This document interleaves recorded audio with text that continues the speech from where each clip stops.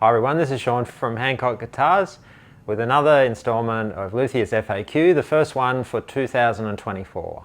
The first thing I'm going to talk about is spacing of nuts. I got a question about what nut to use in a guitar, and it got me thinking about something that I talk about to customers a lot, and that is the spacing of the nut versus the length of the nut.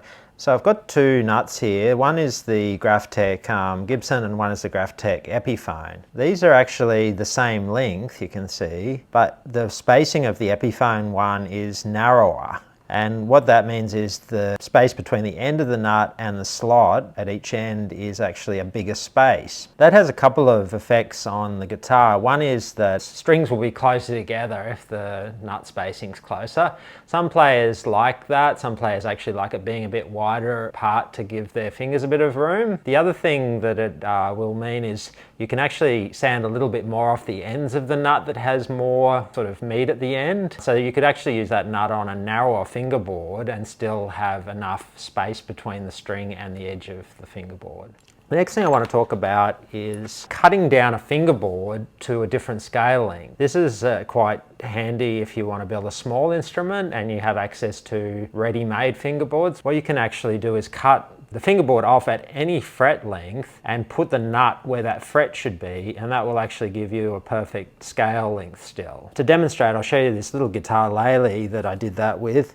This is actually a guitar 25.5 inch scale, but cut off at the 7th fret here, and you can see how all the frets line up from there onwards. So you basically cut it off there and then the frets line up. And what that gives you is about a 435mm scale length, or that's about 17 and a bit inches.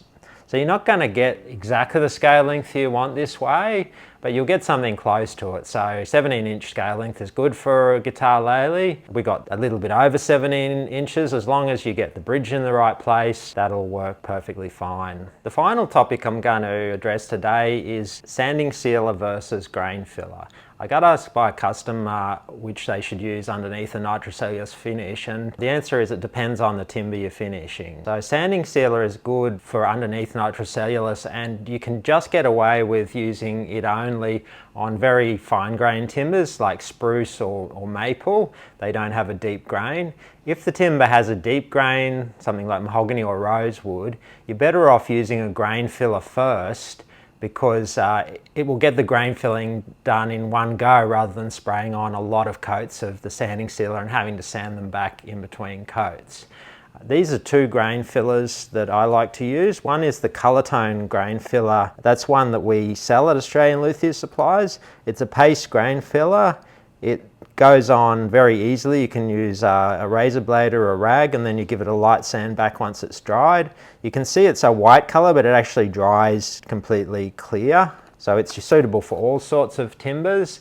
The other one I've got here, we don't sell, but you can get it from Bunnings, and that's the Timbermate. It's like a paste, but it's actually in different colors. This one's a walnut, which is my favorite color.